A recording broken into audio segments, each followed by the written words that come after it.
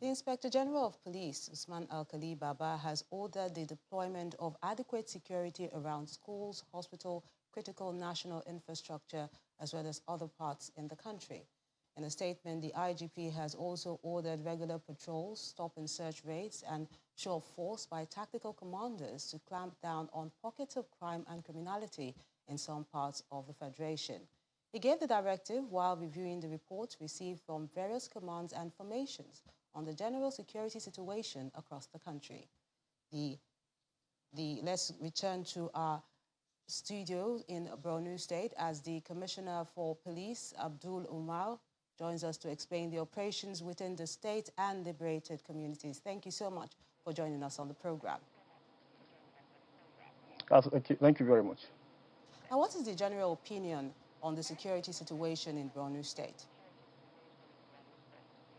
Well, thank you once again. The general security in Borno State, I can say, is very, very peaceful. The theater of operation is working additionally very hard to ensure safety of lives and property. The military have been doing their best, and were able to have all those local government that were initially not secured. They are now properly secured, they have been liberated, and the policemen have taken over for the civil restoration of peace in those areas. Now, the Inspector General of Police has ordered the deployment of watertight security arrangements to cover all schools, hospitals, health caregivers, and critical national infrastructure across the country. Now, can you tell us what is different from the previous arrangement in your command? Well, the only difference is we have been gingered to go ahead with our initial programs of securing federal and state infrastructures. For instance, I think in the Borno State we have 1,350 primary schools, 443 secondary schools. We have a total of 671 hospitals, among other infrastructures that we cover. So it is just that the IGP has gingered us and has given us the mandate to go ahead and ensure that these properties are well squared, of which we have been doing so.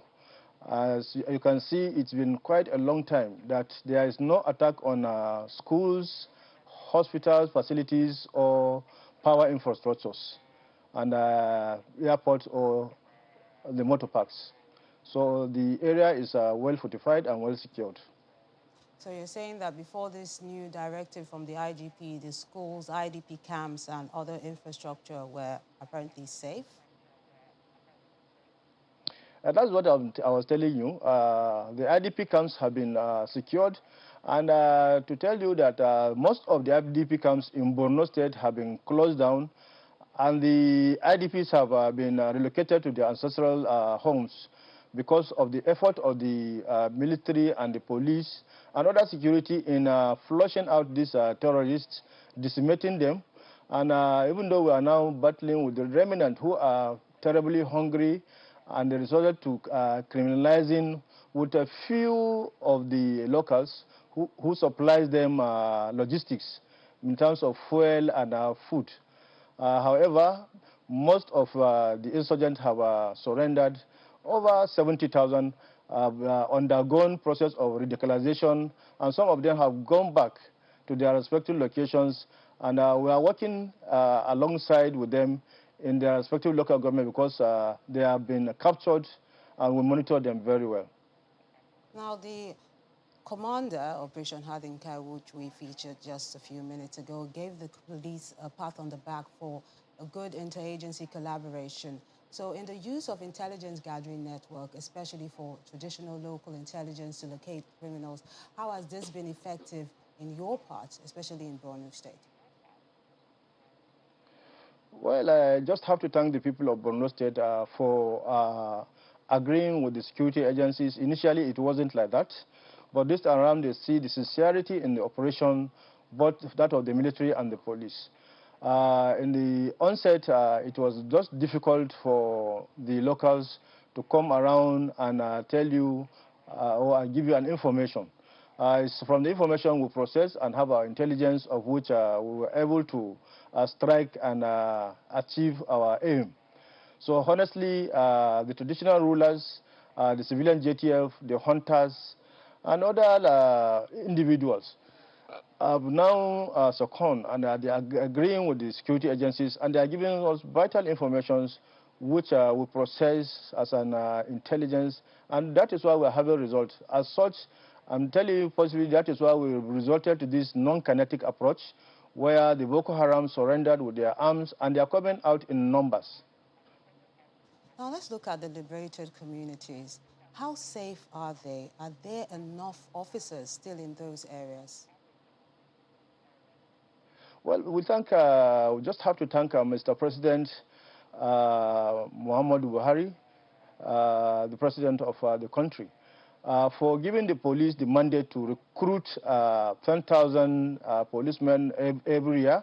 This has really augmented because we have trained 2 batches, and the last batch we have just about a month ago. We have trained them, and they have been deployed to respective local governments. So there's an increase in the strength of the Nigerian police. As such, it is just timely that we are having these insurgent and IDPs going back to their localities, and we are augmenting the number of policemen in those respective localities. As I'm telling you, we are now in the process of recruiting another 10,000. So it's going to be a continuous process, and I believe the number with time, we are going to meet up with the ratio of maybe 1 to 40 as the world standard, United Nations standard. The Commissioner of Police in Borno State, Abdul Umar, a pleasure sharing your thoughts with us on the program. Thank you very much for having me. Thank you very much, viewers.